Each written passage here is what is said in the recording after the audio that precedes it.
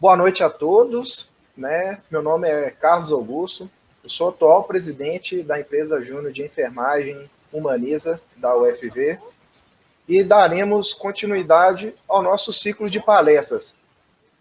Antes de apresentar o nosso próximo palestrante, gostaria de parabenizar ao João, o nosso egresso, né, da UFV, pela brilhante palestra que o mesmo apresentou.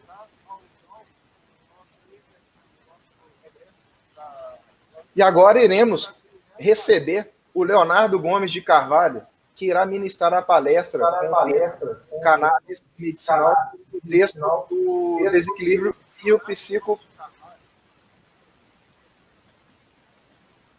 biopsicossocial. Leonardo é graduado em Medicina pela Universidade Federal de Minas Gerais, neurocirurgião pelo Instituto Geocor de Belo Horizonte, Minas Gerais, tem especialização em neurocirurgia minimamente invasiva e endoscópica, realizada em Stuttgart, Alemanha. É neurocirurgião vascular da Neurovida Diamantina, neurologista do Centro Especializado em Reabilitação de Diamantina e é membro titular da Sociedade Brasileira de Neurocirurgia. Seja muito bem-vindo, Leonardo. É um prazer recebê-lo aqui e fique à vontade. Boa noite, Carlos. Prazer é todo meu. É um grande prazer mesmo fazer parte aí dessa semana, né? Desse encontro. Vamos tentar compartilhar nossa tela aqui. Espero que estejam vendo a tela aí. Muito bem. Então, é realmente um grande prazer estarmos aí fazendo parte dessa semana, né? A Semana da Enfermagem, convidado por essa grande amiga, né, a Ana Lanza. Realmente foi um privilégio a gente ser convidado por ela. Então, já começo agradecendo, deixando meus agradecimentos em nome dela. E os parabéns a vocês todos da organização. Eu deixo aqui em nome do Matheus, que foi quem teve a paciência conosco aí desde o início, desde o convite, né? E falar sobre cannabis medicinal, desde o início já se mostrou um tema bastante complexo, um grande desafio que nos foi apresentado desde o início, né? Um desafio por 3 motivos. Inicialmente, pela polêmica do tema, né? Falar sobre cannabis medicinal, atualmente, nesse momento que o mundo pede educação em relação a cannabis medicinal, é com certeza, por si só, um grande desafio. Além disso, por mais que já existam 13 anos, já são 13 anos de atuação, né, nos quadros de pacientes neurológicos aqui em Diamantina, pacientes neurológicos graves, pacientes neurocirúrgicos graves, e com um gosto, assim, específico pela saúde mental, saúde emocional e, né, os quadros psíquicos. A minha experiência profissional com a cannabis medicinal, ela é recente. E até podemos dizer que, na verdade, foi a pandemia, né, que foi aquele estímulo que faltava para a gente se dedicar profissionalmente aí a esse tema, né? Por um motivo até interessante. Com o início do aumento dos casos, né, do coronavírus, alguns dos atendimentos nossos aqui foram paralisados, especialmente no CER, né, que é o nosso centro de reabilitação que temos aqui em Diamantina. Esses atendimentos por lá foram paralisados e com esse tempo de paralisação, pacientes graves que são atendidos lá, pessoas com deficiências, vários tipos de deficiência, eles, não só pela ausência, pela distância, né, pela falta da reabilitação, mas até muito pela mudança de rotinas, né, que acontece especialmente com os pacientes autistas, os quadros de saúde desses pacientes descompensaram muito, né? Então, no primeiro dia de atendimentos, depois que retornaram esses atendimentos, literalmente no primeiro dia, pelo menos metade dos pacientes saíram com alguma prescrição de canabinoides. É claro que isso é uma amostra viciada, né?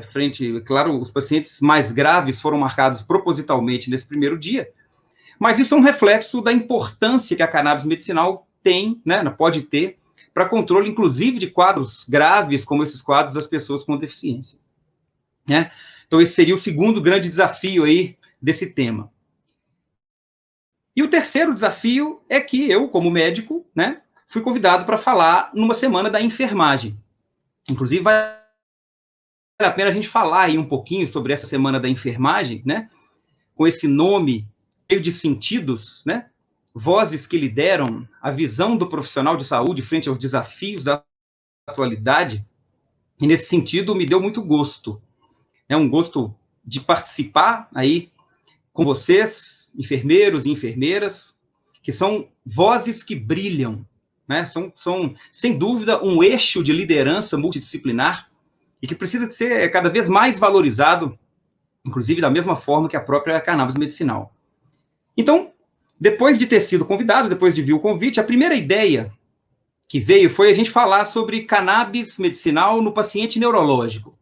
Um tema até muito interessante, né? Mas, por dois motivos, me fez pensar se esse seria realmente o nome ideal, né?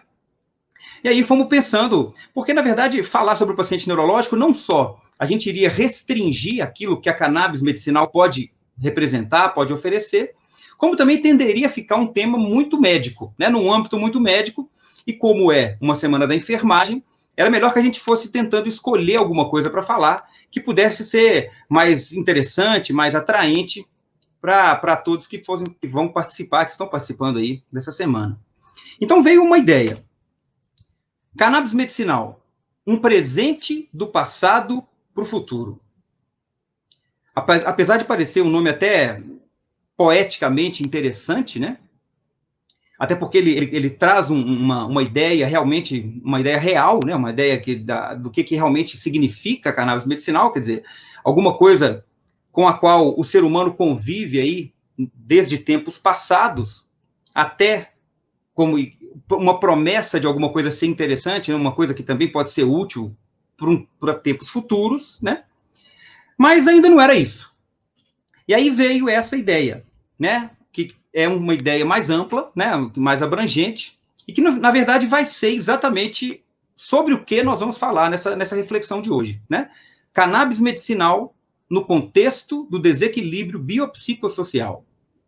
Nós vamos passar aí desde o que é cannabis, né? Uma definição, com seus vários usos, inclusive o uso medicinal, dentro de contextos, né? Um contexto que envolve o indivíduo e um contexto do ambiente. Nessa situação do desequilíbrio, isso faz lembrar, isso remete a um equilíbrio que é a função primordial daquele que é o nosso sistema endocannabinoide. Vamos falar bastante sobre ele aqui. Isso tudo inserido num tripé biopsicossocial, descrito por Engel em 1978. Então vamos lá. Essa então é a planta cannabis. Uma planta que já acompanha o ser humano aí há muito tempo. Há registros aí de muitos milhares de anos atrás, uma planta que veio sendo cultivada, ela tem sua origem ali próximo à região do Himalaia, na Ásia, e que foi modificando-se geneticamente, o ser humano foi modificando essa planta com o tempo, por seus diversos usos, né? Para suas diversas finalidades, inclusive a finalidade medicinal. E é uma planta imersa em extremos, desde um extremo do fanatismo até o extremo do ódio, né? Aqui entendendo o fanatismo como uma paixão que ignora os potenciais riscos, tanto para o indivíduo quanto para o contexto sociopolítico que esse indivíduo se insere, até um outro extremo, que é o extremo do ódio, como uma surdez violenta a qualquer tipo de argumento que possa ter a ver com a cannabis, inclusive para uso medicinal. A nossa intenção nessa conversa de hoje vai ser a gente tentar encontrar um equilíbrio através da educação, né, que é aquilo que o mundo hoje pede realmente em relação à cannabis medicinal, para a gente tentar fugir desses extremos que são ruins. Vamos fazer uma breve linha do tempo aqui. Nós existimos como espécie humana, né, a espécie Homo sapiens, há mais ou menos 250 mil anos. Ao longo de mais ou menos esses 240 mil anos, nós estamos evoluindo como uma espécie de caçadores-coletores, né? Quer dizer, uma espécie nômade que não se fixava em nos lugares, porque os recursos iam se esgotando, né? À medida que eles ficavam, né, nesses lugares e por isso ia migrando o tempo todo. Sem dúvida, aí é o período que a gente, né, mais longo da nossa existência como caçador-coletor. E mais ou menos 12 mil anos atrás, aconteceu a Revolução Agrícola. Foi quando nós nos fixamos mais em alguns lugares, porque pudemos trazer as plantas para próximo de nós, né? Cultivar as espécies que existiam já mais para perto de nós, e isso trouxe, inclusive, um sedentarismo, né? E foi aí que a gente começou a ter contato, inclusive, com a cannabis, né? Bem próximo desse período, desde o início, né? A relação da cannabis com o Homo sapiens é de mais ou menos, pelos registros que existem, mais ou menos 10 mil anos já existem aí dessa relação. E aí, nesses 10 mil anos, tudo vinha correndo muito bem, com os vários tipos de usos que a cannabis prometia, né, e oferecia para o ser humano, até que, mais ou menos em 1930, por motivos que dariam uma aula só sobre isso, né, ela se tornou proibida, né, quer dizer, há menos de 100 anos, a cannabis, depois de uma relação longa com o ser humano, ela acabou se tornando uma substância proibida. Vamos tentar refletir um pouquinho em cima dessas coisas todas, começando especificamente pela história do uso medicinal. Existem registros realmente muito antigos na medicina tradicional chinesa, né, como está nesse livro aqui, chamado O Grande Herbário, né, Pensal, né, um livro de farmacologia chinês muito antigo. Disse que as fontes iniciais desse livro, que começaram a serem registradas, deve ser coisa próximo desses 10 mil anos, né? Quer dizer, desde que iniciou a relação do ser humano com a cannabis, ela já foi apresentada como o seu uso medicinal também. Mas os primeiros registros originais mesmo que existem, disse que vieram desse divino agricultor chinês, né? Um imperador chinês, mais ou menos 2.700 anos antes de Cristo. Então, bastante antigo. E trazendo uma tradução do que essa página especificamente fala a respeito da cannabis, para seu uso medicinal, a cannabis seria boa para os 5 órgãos. A cannabis traria o yin e yang ao equilíbrio, né? Essa expressão da dualidade, né, muito presente aí na tradição oriental, estaria colocando como a cannabis sendo alguma coisa que busca esse equilíbrio. Por outro lado, a cannabis também pode fazer ver demônios, ou conversar com os deuses. Apesar disso ser alguma coisa interessante quando se pensa em rituais, quando se pensa em uso controlado e tudo, é possível que essa relação tenha muito a ver com um potencial risco relacionado à cannabis, que é exatamente relacionado com as alucinações, as manifestações psicóticas, que são bem conhecidas, que para as pessoas que têm uma tendência familiar muito forte, o histórico forte disso, né, e que já tiveram experiências parecidas, a cannabis realmente pode ser um desencadeante, um precipitador, né, de um precipitante, né, de situações relacionadas a esses quadros psicóticos, como a esquizofrenia e quadros como esse. Então, realmente, a cannabis ali, eles já mostravam questões que até hoje já vêm sendo cada vez mais confirmadas, né? Mas, por outro lado, não é veneno, ajuda a sua energia, seu corpo todo. Então, tá aí os primeiros relatos descritos na medicina oriental da cannabis com fins medicinais. Caminhando também para um lado cirúrgico, tá aqui esse primeiro cirurgião chinês, Hua Tuo, né, que diz que existiu aí mais ou menos em torno de 200 anos depois de Cristo. Ele pode ser chamado, talvez, do precursor da anestesia, né, pelo menos ali na tradição oriental chinesa, né?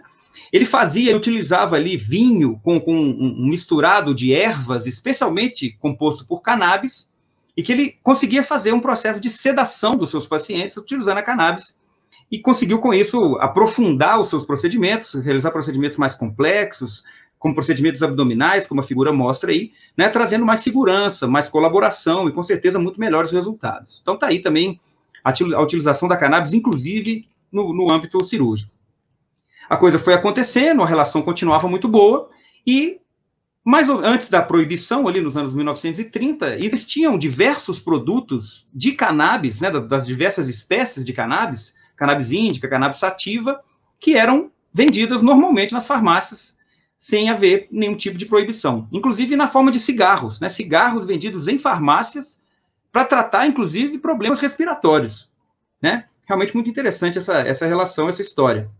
Fórmulas para gripe, enfim, várias representações da cannabis com a sua utilização medicinal nessa época, antes da proibição.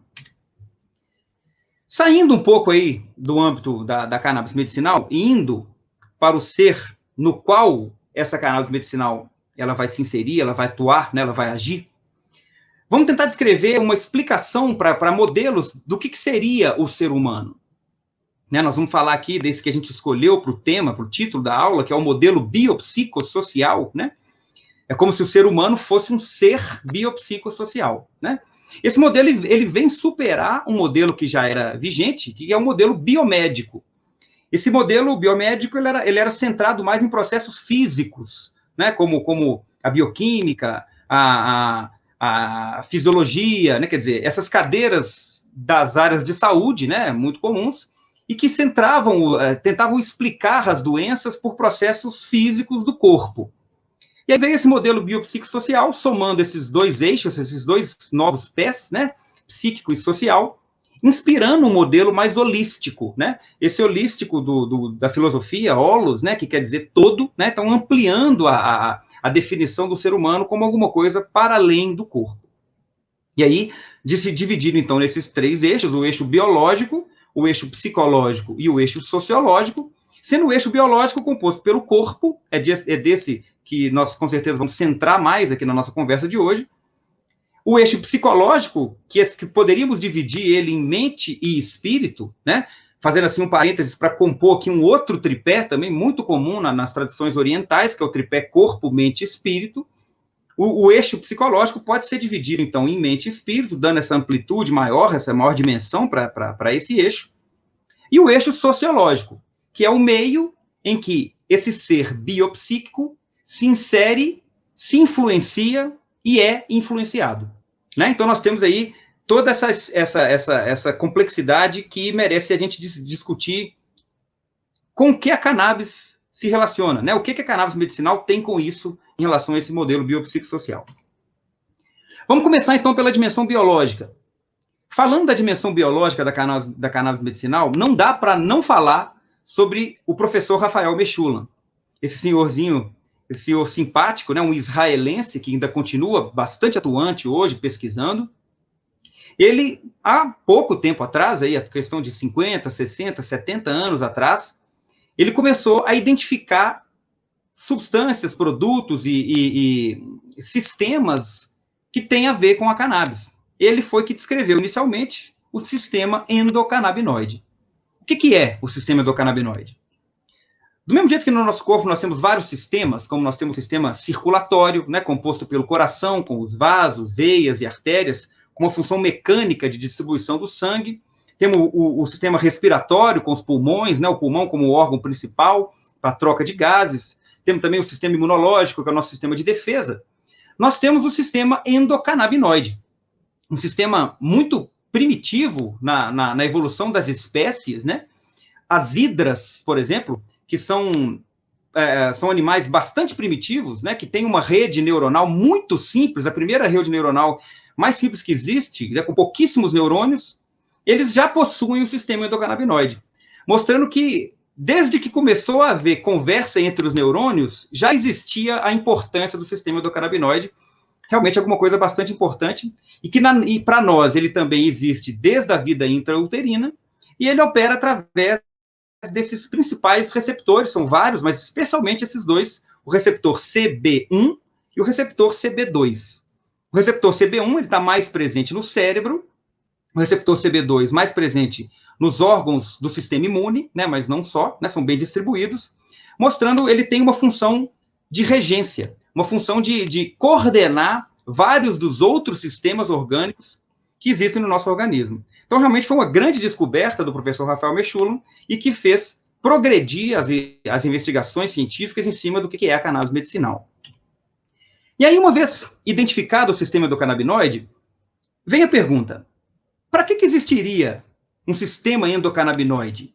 Seria que era só para quando a pessoa eventualmente fosse ter contato com a planta da cannabis em algum momento, já teria um sistema preparado para isso?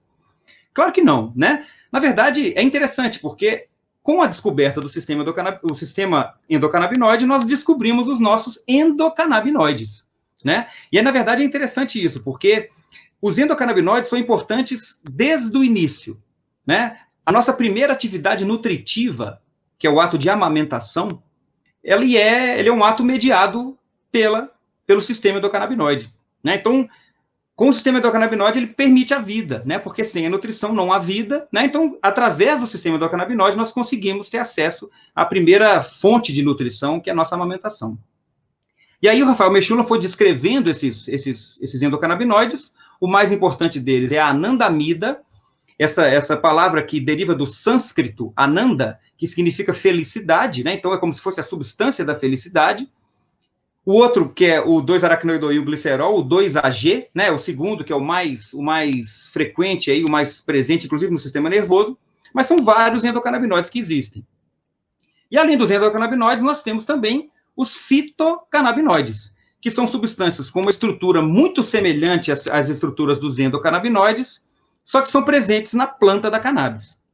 Desses fitocannabinoides, a gente tem vários, são mais de 100 canabinoides descritos, varia muito aí, em torno de 120 descritos atualmente. Desses, sem dúvida nenhuma, os principais são o CBD, que é o canabidiol, e o THC, que é o delta-9-tetrahidrocannabinol.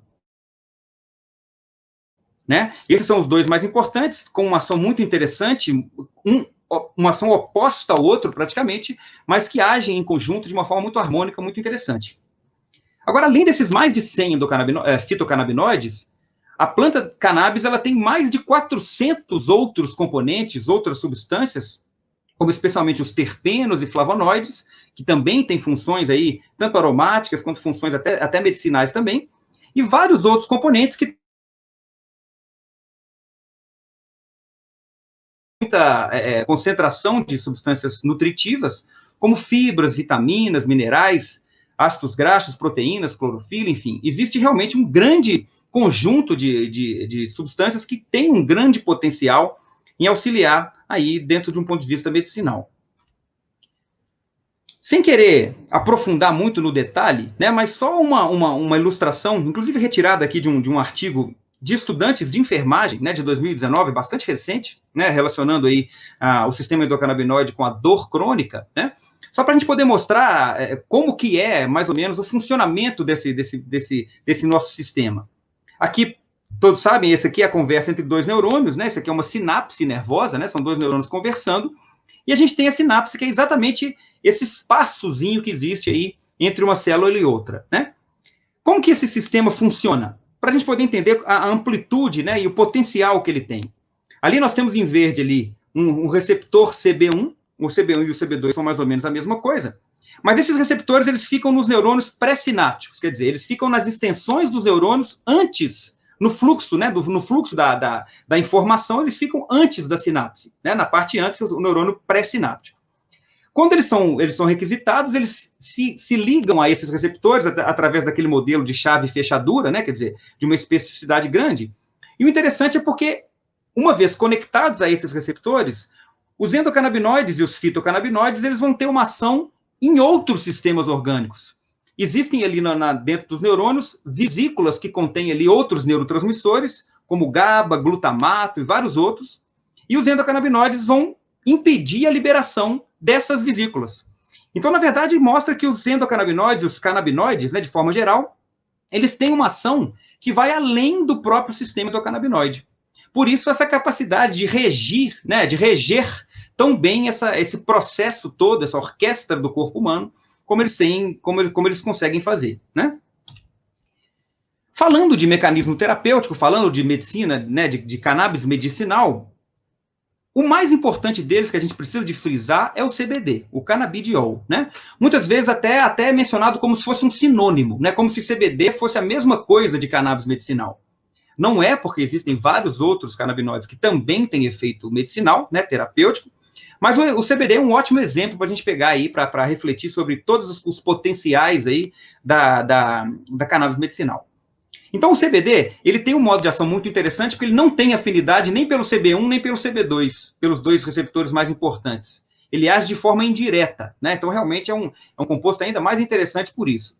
Uma das funções dele é inibir a degradação da anandamida, né? Vocês lembram? A anandamida é aquela molécula como chamada de substância da felicidade, né? O nosso principal endocannabinoide. Então, o CBD, inibindo a degradação dessa anandamida, ele torna ela mais disponível, então aumenta o potencial, o efeito, a ação do nosso sistema endocannabinoide. Além disso, ele é um agonista da serotonina, né? Quer dizer, ele age sinergicamente, ele age nos mesmos locais que a própria serotonina, né? Que é esse neurotransmissor das vias das emoções, né? Que é relacionado com o humor, com a ansiedade, tendo efeitos aí nessas áreas. E o interessante é que o CBD age através de mecanismos de modulação ainda pouco conhecidos, né? Já que ele não age nem no CB1 nem no CB2, fica aí ainda a se conhecer mesmo como é que ele consegue fazer essas modulações todas. Mas a gente já conseguiu comprovar, já existe comprovação muito clara da sua atividade em vários processos do corpo humano. A principal, pelo menos do ponto de vista da minha atuação profissional, é a sua ação anticonvulsivante, né? Foi essa que motivou até, lá no início, quando os pacientes mais graves descompensaram, foi a sua ação anticonvulsivante, que já é muito confirmada pela literatura como sendo útil, né? E a gente consegue comprovar isso na prática com muita tranquilidade, né? O seu efeito no controle das crises convulsivas, no controle das epilepsias de difícil controle, realmente de uma forma, às vezes, impressionante. Mas ele também tem efeitos no controle da ansiedade, ansiolítico, né? Tem um efeito imunossupressor, que é um efeito também muito interessante, que apesar de fazer pensar que ele pode reduzir a nossa imunidade e, com isso, aumentar o risco a outras doenças, na verdade é o contrário, porque existem várias doenças em que a resposta imunológica é exatamente a doença, né? As doenças que são autoimunes, né? Quer dizer, o corpo contra o próprio corpo, elas se beneficiam muito da cannabis medicinal por causa desse efeito do CBD como imunossupressor. Ele reduz essa reação inflamatória, essa reação imunomediada, que aparece nas artrites e outras doenças reumatológicas, aparece na esclerose múltipla, em outras doenças neurológicas que tem essa linha, esse fundo mediado pela autoimunidade, né? Então, ali está uma promessa também muito boa em relação à cannabis medicinal. Além disso, o seu potencial anti-inflamatório, isso aí também é uma ação muito interessante, inclusive porque existem trabalhos hoje, até em relação à fase inflamatória da Covid-19, trabalhos ainda em andamento, mas também com resultados que prometem também ser interessantes para o controle, para o uso do CBD na Covid-19. Além disso, efeitos neuroprotetores, ele tem o efeito de reduzir, inclusive, a produção de proteínas, de substâncias tóxicas, nocivas no cérebro, e com isso ser uma das ações prevenindo as demências, como é o Alzheimer. A sua conhecidíssima ação antiemética, né, contra as náuseas e os vômitos, por exemplo, nos tratamentos oncológicos. O efeito sedativo, que já era usado desde lá da antiguidade pelo chinês, né, pelos chineses lá desse mais em torno de 200 anos depois de Cristo, né? A sua ação antineoplásica, antitumoral, né? Contra cânceres, em alguns casos ele também promete ser muito bom. Sua ação antioxidante, sua ação antiespasmódica. E aqui uma ação bastante interessante, que é a ação antipsicótica.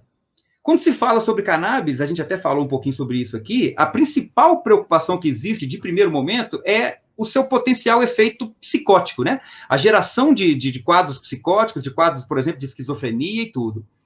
Agora, esse efeito desse risco de causar a psicose, ele é relacionado ao THC, né? Que o THC que é o responsável por esse risco. Como o THC e o CBD agem de uma forma muito bem orquestrada e muitas vezes oposta, né? O CBD, ele tem esse efeito que pode fazer a cannabis medicinal ser útil, inclusive nos quadros psicóticos.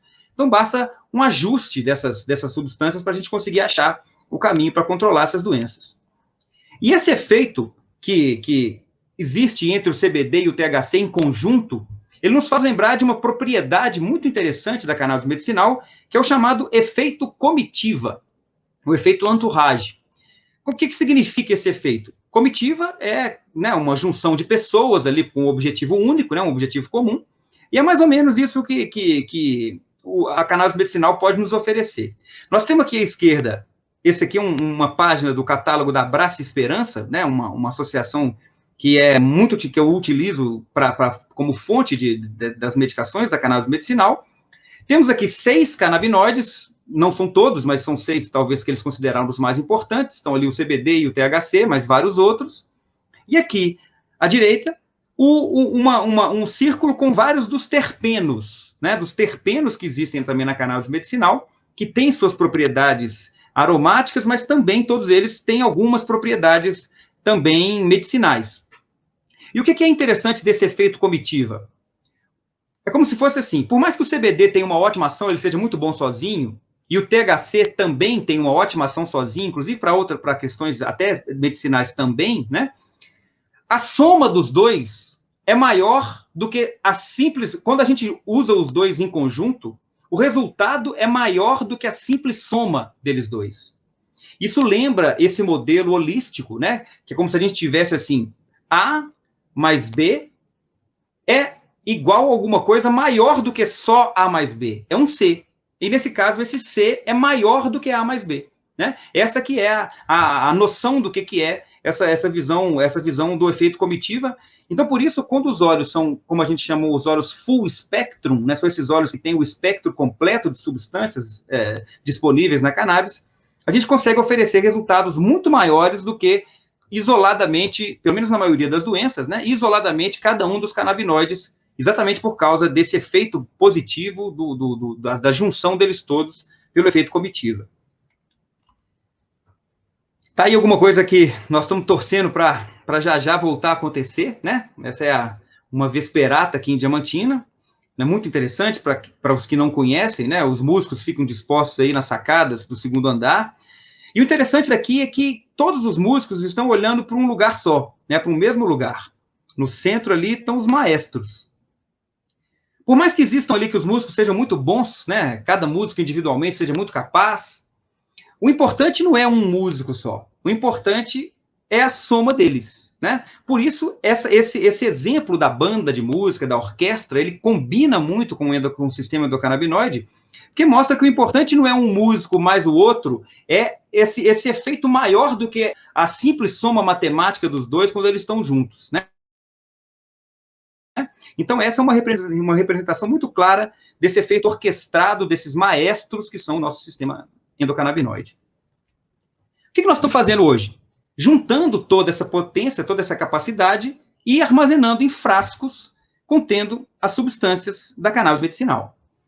Aqui estão as preparações da Abraça Esperança, que realmente é uma associação que eu particularmente tenho a minha experiência com eles, né? É uma associação da Paraíba de produção artesanal, plantio legalizado, né? Distribuição legalizada, e que tem, inclusive, um custo muito inferior aos produtos que já existem hoje na farmácia, né? Hoje existe essa questão polêmica, inclusive, de que a cannabis já está legalizada facilmente aí nas farmácias para quem tem condição de pagar por ela, né? Um frasco aí custa acima de R$ 2.500, às vezes R$ 3.000, e pode durar só um mês, né?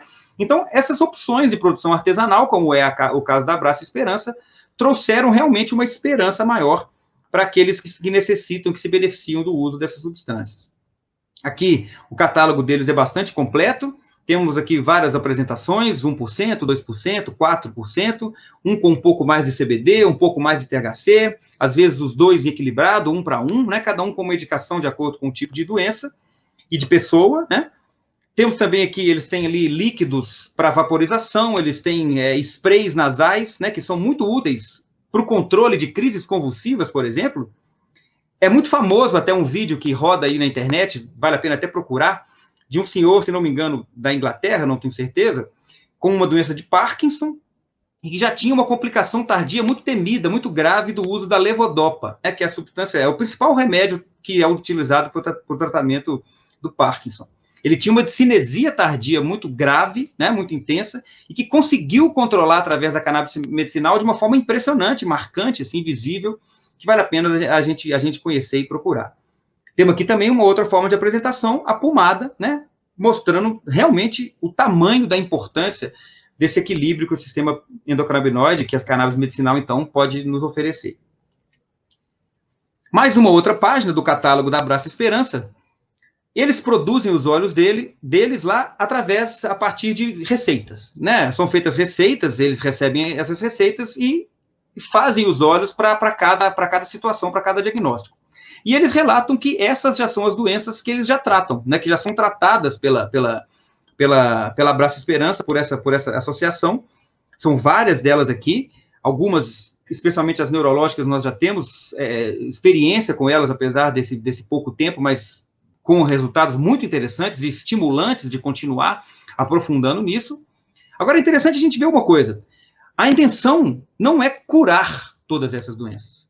E essa é uma forma boa de se pensar, né? Porque, afinal de contas, várias dessas doenças que estão aqui, como, por exemplo, uma paralisia cerebral, infelizmente não dá para se falar de cura nesses casos. Mas são doenças que envolvem um comprometimento muito importante do paciente, da família, com isso, do ambiente como um todo, né?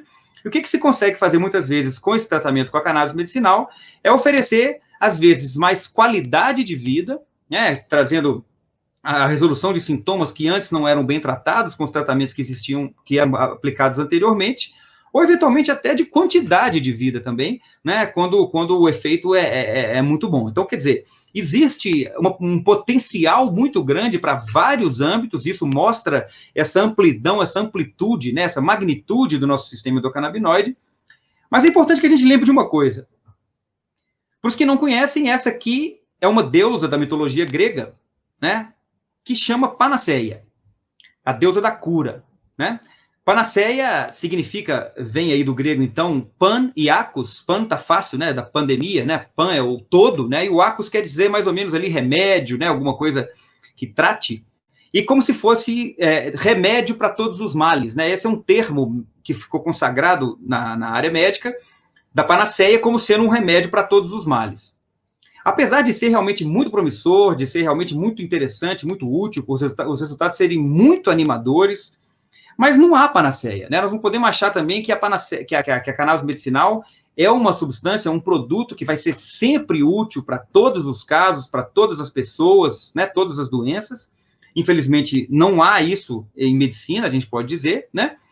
Às vezes, até, na verdade, alguns casos podem não se beneficiar, e alguns poucos casos podem até piorar com o uso da cannabis medicinal. Então, isso é muito importante que a gente entenda que nunca vai existir essa situação de ser bom sempre para qualquer coisa. Precisa de um acompanhamento, de uma indicação, né, com vários pilares que a medicina, que a cannabis medicinal exige para que a gente evite esse risco. Um outro fator aí dentro da dimensão biológica ainda da cannabis medicinal são esses efeitos que ela tem no sistema nervoso também.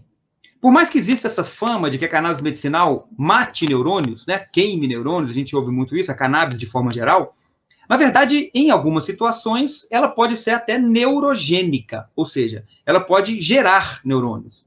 É claro que isso não é sempre em todos os casos, mas em algumas áreas do cérebro, em algumas circunstâncias, a cannabis está se provando com esse potencial de gerar neurônios. Além de gerar neurônios, né, como a gente está vendo nessa figura, e aí está mostrando essa conversa mesmo entre os neurônios, né, quer dizer, as células, ali, os corpos das células e as comunicações que são as sinapses. A cannabis medicinal também pode gerar sinapses, aumentar esses processos de comunicação entre os neurônios. E esse é um processo muito comum, né, no nosso cérebro, especialmente no sono, né? A gente gera muitas novas sinapses que se configuram como memórias, né? A gente vai guardando novas memórias, novas experiências, através da formação de novas sinapses. Isso pode ser muito interessante, mas será que isso é interessante sempre? Não é.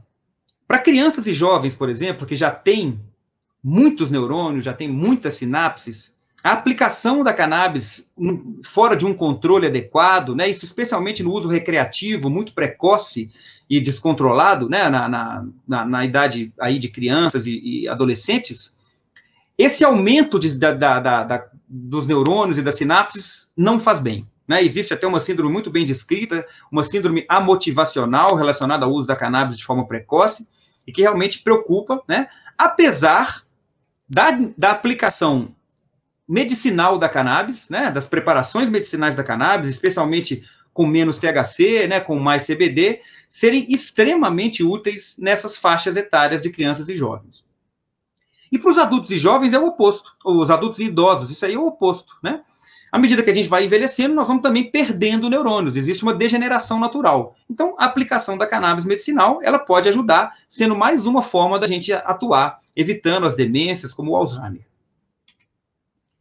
Não podemos deixar de falar do efeito psicoativo, né, que é mediado por esse receptor CB1, e de todos aqueles mais de 100 canabinoides já descritos, é praticamente só o THC que tem efeito psicoativo. Talvez mais uns 2 ali podem ter também, mas o THC é o mais importante, disparado, né? E o que é o efeito psicoativo? A psicoatividade, né, é uma ação da substância no cérebro, né, em áreas específicas, em circuitos cerebrais específicos, que alteram as nossas percepções, alteram, às vezes, até a consciência, a nossa relação com o meio, né? Que é aquele efeito do barato, né? Da onda buscada no uso medicinal, no uso recreativo. Fazendo, assim, um levantamento histórico que tem função, tem importância até médica, inclusive, a evolução da composição, da quantidade de THC nos produtos de cannabis disponíveis. A fibra do cânhamo, né? O cânhamo é uma fibra muito firme, muito resistente, que estava ali nas velas e nas cordas das embarcações que vieram invadir as Américas. Quer dizer, um uso muito frequente hoje, fazendo inclusive tijolos de cânhamo, né? Que vem de uma espécie bem peculiar da cannabis, que é a cannabis ruderalis, especialmente.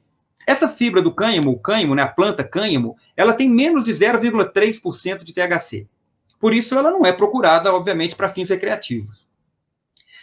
Na década aí, mais ou menos de 1960, 1970, quer dizer, no auge da era hippie, né, quando explodiu aí muito o uso recreativo da cannabis, os produtos de cannabis tinham ali alguma coisa em torno de 3 a 5% de THC. Hoje, com a evolução dos processos genéticos, com as transformações, com os produtos, a industrialização, muitas vezes, o que se alcança hoje existem produtos hoje que chegam até 30% de THC.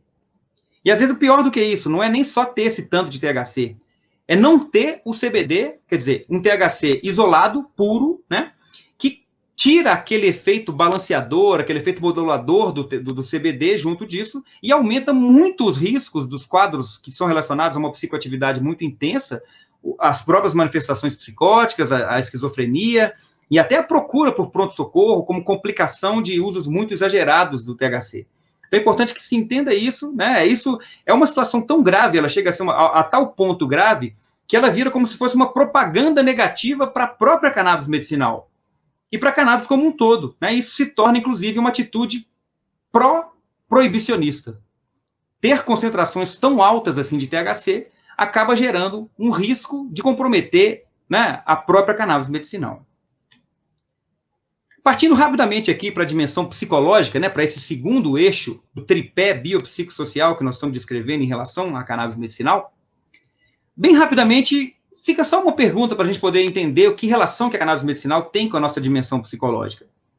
Onde estariam as nossas emoções, né? Apesar de existirem, assim, existem tradições orientais, como o hinduísmo, o budismo, que atribuem a áreas específicas do corpo, né, os chakras, por exemplo, que são centros de energia que estão associados ali a órgãos, a emoções, né, de uma forma muito interessante. Existe até um simbolismo muito forte, por exemplo, do coração em relação ao amor, né, coisas desse tipo assim, que são muito interessantes. Mas, trazendo aí para um âmbito muito da nossa atuação médica, né, ocidental, vamos chamar assim, essa aqui é uma foto cirúrgica, né, que, por mais que nós, neurocirurgiões, trabalhemos dentro do cérebro, né, a nossa área de trabalho é o cérebro, nenhum de nós, por mais difícil, por mais geradora de desconforto, né, de temerária, né, que seja uma cirurgia, nenhum de nós nunca encontrou ali a cara do medo, né? Nós nunca nos deparamos diretamente com o medo ali, né? Como se fosse enxergar o medo ali. Ao mesmo tempo também não dá para fazer uma tomografia da cabeça e enxergar o amor, né? Mas se a gente for associar essas emoções a um órgão específico do corpo, com certeza seria o cérebro.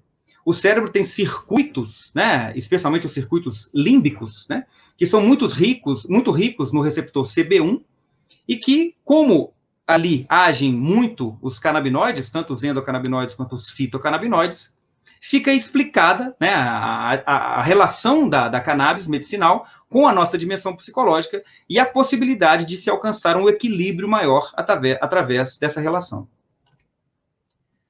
Por último, a dimensão sociológica. Uma dimensão muito importante também, né? Ela não é a dimensão, assim, do nosso domínio, vamos dizer assim, do ponto de vista da atuação médica mais prática, mas ela, sem dúvida nenhuma, tem muita relação com áreas médicas, tem muita relação com a cannabis medicinal em si, né? Cabe inicialmente a gente diferenciar aqui o uso medicinal do uso adulto responsável. Eu até gosto mais desse nome, uso adulto responsável, do que o do nome uso recreativo, acho que ele tem um simbolismo mais interessante. E o uso adulto responsável, ele é mais relacionado à dimensão sociológica, mas não só, né? Porque existe realmente um impacto aí na saúde quando existe o tráfico, né? A proibição desse uso.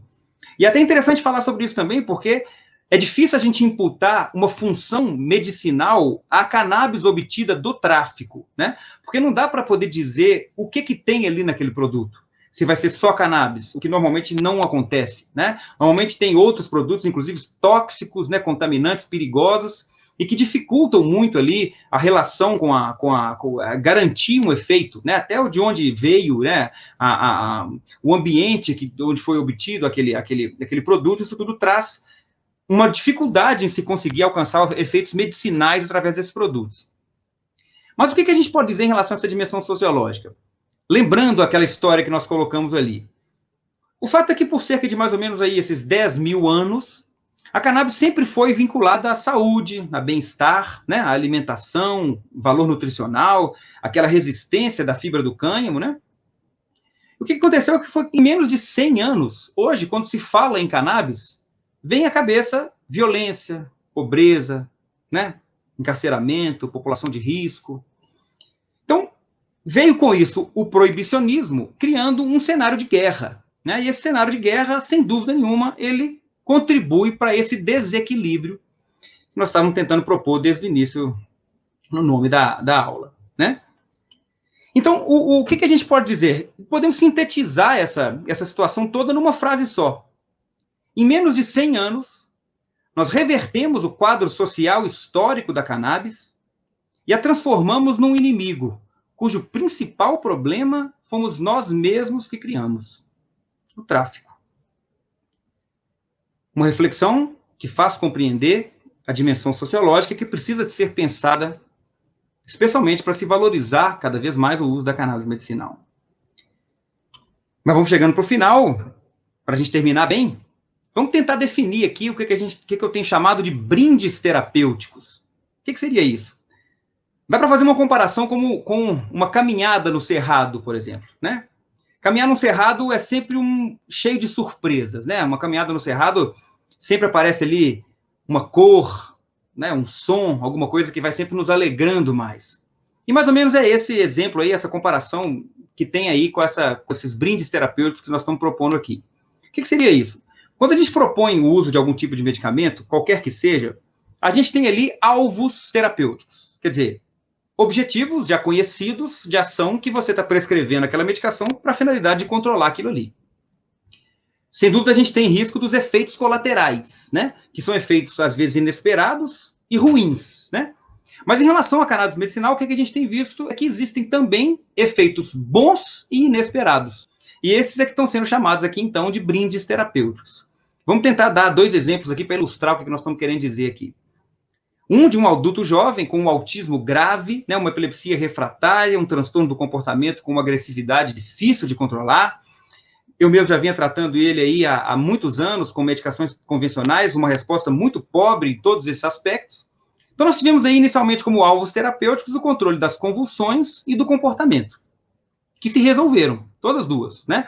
Tanto as convulsões, as crises de convulsão, quanto o comportamento melhoraram bastante desde o início do tratamento. Mas tivemos aí como um brinde terapêutico bem interessante, ele tinha uma queda de cabelos bastante evidente, que se resolveu depois do início da cannabis medicinal. O outro, uma paciente de meia idade, num pós-operatório de um aneurisma cerebral roto grave, né? Essa aí é a minha área de atuação específica na neurocirurgia, os aneurismas cerebrais. Um paciente com um quadro de um sangramento muito grave que teve um quadro funcional muito ruim, né? Uma tetraespasticidade, ficou muito rígida, com o corpo todo sem movimentar bem.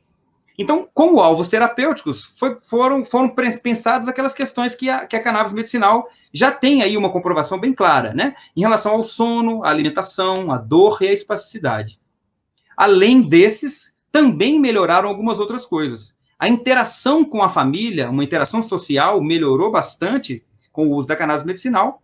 Ela tinha uma ossificação do quadril progressiva, bastante grave, que foi inclusive operada pela ortopedia logo depois da cirurgia, que ela saiu de alta da cirurgia do aneurisma.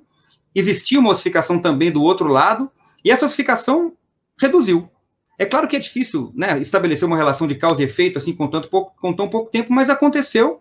E quando a gente considera que existem receptores do sistema endocannabinoide nos ossos, essa é uma relação, pelo menos, possível. Nos exames que nós fizemos dela depois da cirurgia, foi identificada uma artrite reumatoide. Ela não sabia que tinha ainda, foi dado o diagnóstico, mas os sintomas que ela tinha dessa artrite, edema, dor de articulação, né, e tudo, esses sintomas também reduziram, melhoraram depois do início da cannabis medicinal. Isso é para poder mostrar realmente essa magnitude, essa amplitude que é esse efeito orquestrado que o sistema endocannabinoide consegue ter no nosso organismo. Vamos chegando no final aqui com a frase de um neurocientista, talvez o neurocientista mais conhecido aí, mais presente do Brasil atualmente hoje, que é o Siddhartha Ribeiro, um neurocientista bastante influente, que fala muito sobre a cannabis medicinal, sobre os psicodélicos, fala sobre sono, sobre sonhos, e toda vez que ele fala, ele acaba falando essa frase também, que faz a gente pensar sobre a importância da cannabis medicinal. Então, para ele, a cannabis medicinal está para a medicina do século XXI como os antibióticos estiveram para a medicina do século XX. Se a gente for pensar o que seria essa pandemia que nós estamos vivendo sem o advento dos antibióticos, a gente consegue imaginar a importância que os antibióticos tiveram para o século passado. E se a gente for imaginar nessa proporção a cannabis medicinal tendo importância nesse século que está começando, justifica qualquer tipo de esforço, de investimento em cima dela aí, né? Então, que essa reflexão de hoje tenha conseguido trazer, especialmente para aqueles que só conseguem enxergar na cannabis os seus lados negativos, né? Que a gente tenha conseguido mostrar aquilo que os gregos, né, Aristóteles, chamava de justo meio, né? Que é uma virtude entre dois extremos. Nesse caso aqui, os dois extremos que a gente tentou definir, o extremo ali de um fanatismo, né, alheio ali aos potenciais riscos, tanto para o indivíduo quanto para esse contexto sociopolítico do indivíduo se insere, até o extremo de um ódio, muitas vezes um ódio pelo desconhecimento, pela desinformação, né?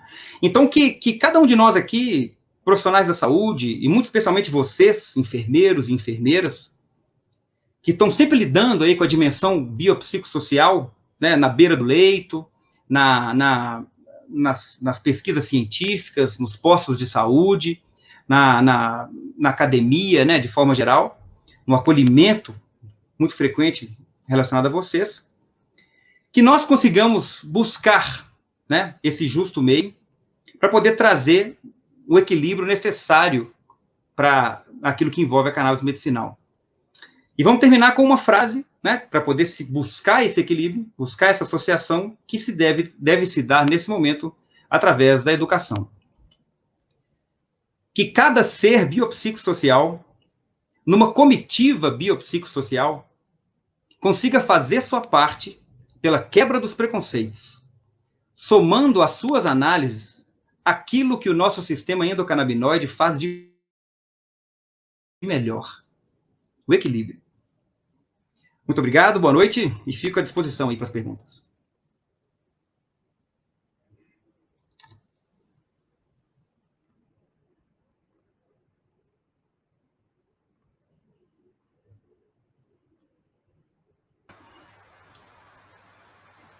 Oi, Leonardo. Oi? Eu gostaria de elogiar a palestra, tá? Foi realmente muito boa. Tivemos muitos comentários positivos e muitas dúvidas, né? Eu acho que vai até passar um pouco do tempo, se você não se importar em responder todas, porque teve muitas perguntas aí no chat do YouTube. Estou à disposição, Matheus, vamos lá. Ok, vamos começar então. Aqui temos a Ana Lanza, né? Léo, você acredita que a guerra contra a cannabis medicinal se dá por preconceito, o ódio que não permite discutir, ou porque a indústria ainda não conseguiu colocar as mãos no canabidiol? Ana, obrigado pela pergunta, obrigado de novo pelo convite. Eu diria que com certeza as duas coisas, né? Eu acho que tem aí as duas coisas que são fortes, a gente poderia, como nós falamos até no slide ali, poderíamos gastar aí uma aula inteira só para falar sobre isso, né? Sobre a questão da proibição, né? Mas as duas coisas, ao meu ver, elas têm importância. Existe um ódio, né? Existe um ódio marcado, né? E pessoas que fecham os ouvidos, né? De forma violenta, muitas vezes, para qualquer coisa que seja relacionada à cannabis medicinal.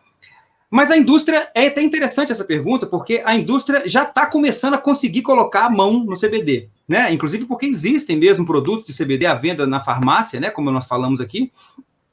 E isso pode acontecer de ter dois lados, né? Um lado ruim, que é assumir muito esse lado e dificultar ainda mais o acesso para aqueles que já têm dificuldade, né? Quer dizer, ao encarecendo os produtos, né? Fazendo propaganda que os medicamentos que são de fundo natural não tenham utilidade. Mas, por outro lado, existe um efeito interessante que esse grupo forte, né? Esse grupo de potência com influência política e tudo mais, gostou do tema, né? Então isso está começando a ser falado mais, né? Movimentar essa conversa já é uma coisa interessante. Claro que exige aí um cuidado muito grande agora em relação a gente não perder o controle, né? Mas existe realmente um potencial, uma tendência a gente precisa de conseguir juntar essas forças. É uma indústria muito perigosa, né? Muito difícil, muito que exige a gente ficar bastante atento com relação a essas atitudes, mas quem sabe não pode ser, a gente tem que focar na esperança aí mesmo, né, de ser um aliado, deles serem aliados aí para que a gente consiga juntar essas forças e aproveitar, inclusive, da capacidade que eles têm enquanto indústria, enquanto tendo equipamento, tendo dinheiro, né, tendo essa capacidade toda, e também a influência política, né, a capacidade de chegar mais longe aí, de a gente conseguir resultados, como também o sistema endocannabinoide, né, quer dizer, a gente somar forças para isso aí. Ainda continuando com o questionamento da Ana, outra questão relacionada aos custos. O medicamento 1000 em 1, talvez seria esse o motivo do preconceito? Difícil pensar que não, né? Difícil pensar que não. É um 1001, né? Sempre bom, só pelo menos um comentáriozinho. É um 1001 com os riscos, né? Tem sempre com os riscos, inclusive, às vezes não só riscos, mas eventualmente sem benefícios, né? Mas é realmente uma substância com um potencial muito grande. Mas é possível, né? Realmente talvez isso aí vire um problema sério, né? Se você tem uma forma que consegue por si só tratar uma série de doenças que precisam de vários outros medicamentos, né? Que precisam de ser comprados. E às vezes, numa situação ainda mais interessante, plantada dentro de casa, muitas vezes, né? Que pode ser. Nós não falamos sobre isso porque o tempo não coube, né? Mas existe a possibilidade da extração dos óleos em casa, né? Exige seus cuidados, né? Os cuidados de cultivo e tudo mais. Exige, obviamente, a legalização dessa produção, mas hoje cada vez mais frequente os habeas corpus estão saindo cada vez mais de autorização do plantio domiciliar com fins medicinais, né? Isso cada vez tem acontecido mais, até de uma forma muito comemorada, né? Quando isso acontece. Mas, sem dúvida, né, não tem dúvida nenhuma que essa facilidade, esse efeito 1000 em 1, como você chamou aí, ele, sem dúvida, levanta um pouco talvez, de receio ali em quem está olhando isso. A Tainá Letícia perguntou qual é a relação da cannabis medicinal para a melhoria dos problemas respiratórios. Hoje tem alguma lei que apoia essa linha de tratamento? Problemas respiratórios, Tainá, não é exatamente a área que a gente atua aí diretamente, né? Eu não tenho prática, né? Experiência prática com prescrever, utilizar cannabis medicinal para fins respiratórios. Mas como nós falamos, até para a COVID, né? Para o efeito inflamatório da COVID, existem trabalhos em andamento atualmente aí que têm resultados promissores, né? Resultados bastante interessantes na redução daquela inflamação. Problemas respiratórios, esse é um grupo muito grande, né, de doenças, né? Nesses problemas, a gente tem várias causas que podem ser bem aceitas. A cannabis medicinal, desde o início, ela já tem propaganda de ser boa para isso, e a gente tem receptores, né, já tem possibilidades relacionadas aos canabinoides ali nos pulmões. Então, é possível, né? É muito possível, sim. E se existe alguma lei, sim, existem projetos de lei, existem advogados aí muito atuantes no tema da cannabis, que têm conseguido cada vez mais permitir o uso, inclusive, do plantio mesmo em casa para as pessoas que querem fazer utilização para fins medicinais, né? Mas, do ponto de vista de lei, se a intenção é só usar a cannabis medicinal enfim, nesses produtos que são disponíveis aí nas farmácias, nas associações, nem precisa de nada de lei, né? Não precisa de nenhum receio, né? Nenhuma preocupação com relação a essa legalidade, porque você vai na farmácia ali, você consegue comprar, tem que ter a receita, fica retida, mas um preço muito alto. E a outra opção, que é a que eu particularmente uso mais, é a opção das associações. Não precisa nem se preocupar, porque isso já está disponível. O Paulo Vitor Rocha. Como separar na publicidade a guerra contra as drogas e o uso medicinal da cannabis? Ele preenche aqui publicidade e opinião pública. Certo. É interessante, né? A gente vê como que o tema dá margem para uma série amplia muito o leque, o espectro de possibilidades, né? Nós estamos falando já de publicidade, de opinião pública, né? Bom, o que foi o foco dessa aula de hoje, né? Eu poderia ter falado aqui sobre ir a fundo aqui na especificidade do que é cada receptor, cada endocannabinoide, cada fitocannabinoide, estrutura química, né? Como que cada um age e tudo mais. Mas eu concordo com esse movimento que tem acontecido no mundo inteiro, e muito especialmente no Brasil, pelas dificuldades, né, conhecidas daqui, de que o momento é de educação, né? O momento é de educação. Existem várias startups, inclusive, crescendo cada vez mais, aparecendo com muita força por aí, focadas especificamente nisso. Histórias em quadrinhos, enfim, histórias, divulgação de casos clínicos muito, muito bonitos de se ver, né? Se você procurar cannabis medicinal e Alzheimer, por exemplo, no YouTube, vai se encontrar uma série de relatos de bons resultados que a gente tem com a cannabis, que são muito estimulantes, né? Então, o momento que tem agora, eu acho que não é da gente querer como se fosse revidar com a mesma moeda, né? Existe um ódio agressivo de um lado e a gente ser agressivo no sentido de impor que o negócio, que a situação é boa e tudo mais. Os bons resultados já são um ótimo marketing, né? A forma de divulgação que se faz através de profissionais da saúde, de pessoas que já são consolidadas em outros tipos de tratamento, né? Conversas muito longas, né? A partir do momento que a gente começa a querer mexer com isso em consultório, por exemplo, as consultas aumentam de tempo, né? O tempo tem que crescer, a gente tem que participar de um processo inicial da educação do paciente dos familiares antes de se falar qualquer outra coisa, né? Então, eu acho que isso aqui que está acontecendo agora, né? A gente ser convidado como médico para falar numa semana da enfermagem a respeito de cannabis medicinal, talvez seja parte desse caminho que você está perguntando aí. Mais uma vez a Ana Lanza. Pergunta, Léo. A pergunta é que ninguém tem muita coragem de perguntar. Usar cannabis medicinal dá onda? Pois é, né? E é ruim isso, né? Ninguém ter coragem de perguntar. Bem que você teve a coragem, Ana. Muito obrigado. É muito importante isso. Então, vamos lá. O que a gente pode dizer em relação a isso? O que dá onda? O que é onda, né? De onde vem essa história de onda? Por que existe isso? Né? A onda ou barato, né? Onda é exatamente o efeito psicoativo, né? A gente tem, então, receptores em áreas do cérebro, que são circuitos límbicos, especialmente, que são aonde, especialmente, o THC se liga e traz efeitos de euforia, né? Efeitos às vezes até do bem-estar, efeitos que são ali mudanças de comportamento, mudanças da relação com o meio, né? Enfim, esses são os efeitos, isso é a onda. Então, nós já falamos que quem dá onda é o THC. Né? O THC é o responsável pelo efeito psicoativo. Isso é muito importante da gente frisar de novo. Né? Nós falamos na aula e é importante que a gente fale sempre isso aí. O CBD não tem esse efeito. O CBD não é psicoativo. Né? O CBD não tem essa capacidade de trazer a onda. Né? Então, significa então que a cannabis medicinal só não vai dar onda se ela não tiver THC? Também não. Porque tem algumas questões nisso. Uma, que a gente pode usar, a concentração do THC pode ser, normalmente até muito baixa. Né? A proporção de THC em relação a CBD é muito baixa.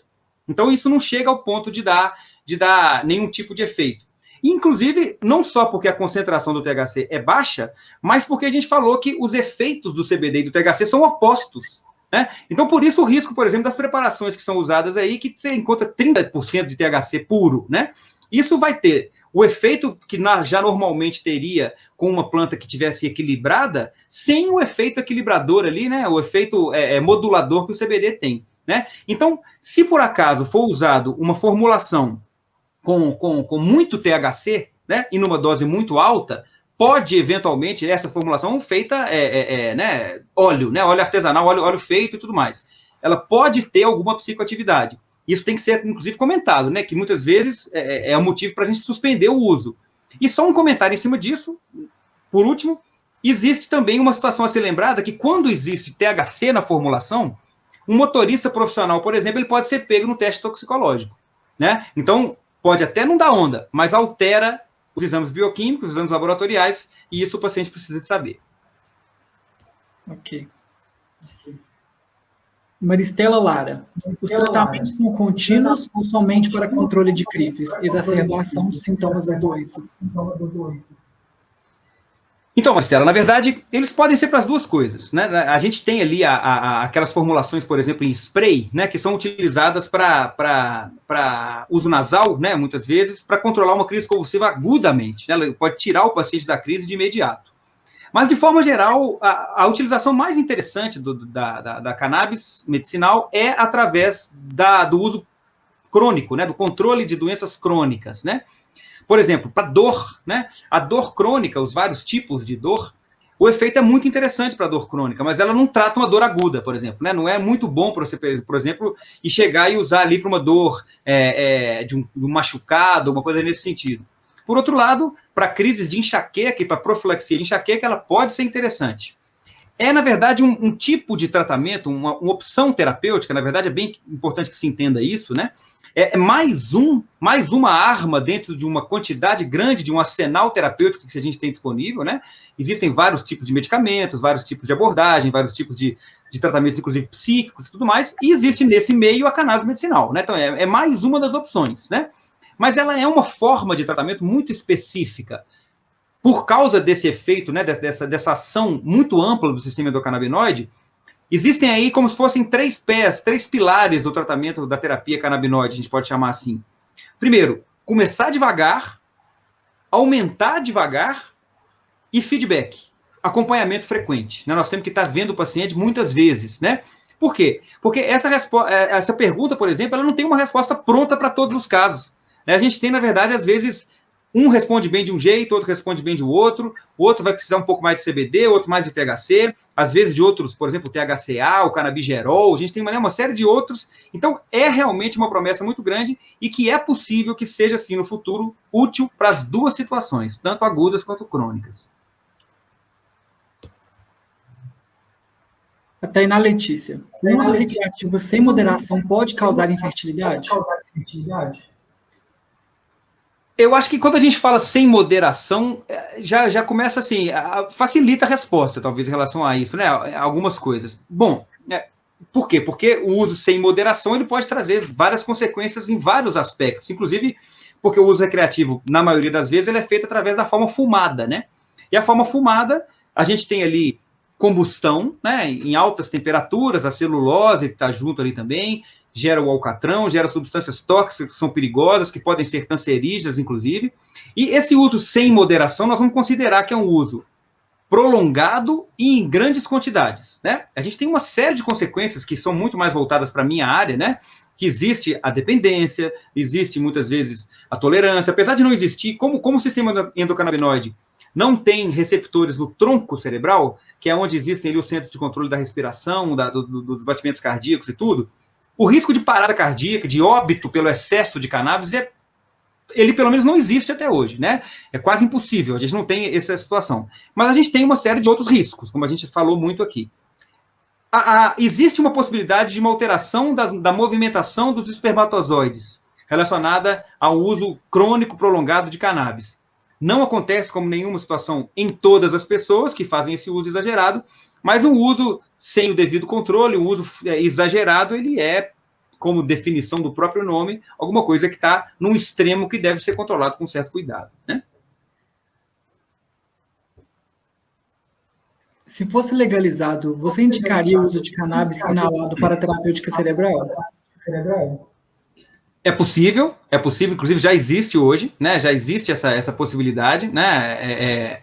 Inalado aqui, a gente pode colocar duas possibilidades, né? Do uso inalado, o uso fumado, né? Não sei se é esse que estaria querendo dizer, né? Que é o uso em forma de cigarros mesmo.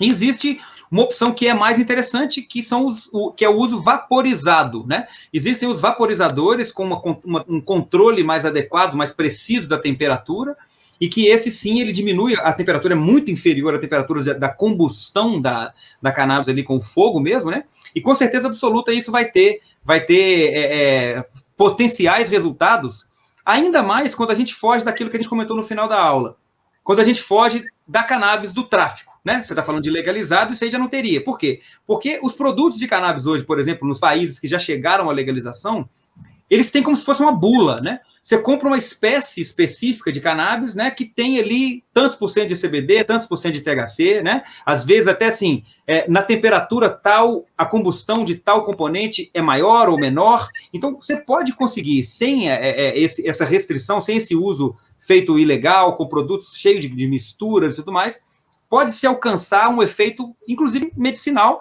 e específico para cada tipo de doença. Então, é uma das possibilidades, sem dúvida nenhuma, a gente poderia fazer uso dela sim. Perfeito. Foram essas as questões no chat do YouTube. Gostaria de agradecer por ter aceitado, né, e participar do nosso evento, Leonardo. Foi realmente uma palestra muito boa, eu gostei bastante. E é isso. Doutor Leonardo, aproveitando as palavras do Matheus, né, sabe as palavras, né, a respeito de um tema tão interessante, né? Só que acho que por falta de conhecimento as pessoas marginalizam, né, o uso medicinal da cannabis, que tem um potencial sem as pessoas mensurarem, né, o tanto que pode ajudar na atual medicina, né, nos tratamentos, né, e enfim, um mar de possibilidades. Então, fica o agradecimento aí da Humaniza, juntamente com a Cuidare, pela brilhante palestra que o doutor realizou. Muito obrigado. Eu que agradeço demais a todos vocês, estou realmente à disposição. Parabéns pela escolha do tema, né? A gente está realmente é bom a gente falar sempre isso, né? O momento é de educação, né? O momento, todas as vezes que a gente assiste, que a gente participa de qualquer evento envolvendo a cannabis medicinal, isso é muito interessante porque está muito, muito em alta, né? Se você começar a entrar nesse tema, você vai ver que praticamente todo dia tem agora com essa, igual está hoje aqui, né? A possibilidade do virtual, né? Das reuniões virtuais, quase todos os dias tem alguma coisa acontecendo e o foco atualmente é na educação. Então, parabéns. Que floresça cada vez mais essa semana da enfermagem, né? Vida longa para ela, e sempre que precisar pode contar comigo. Muito obrigado, eu que agradeço.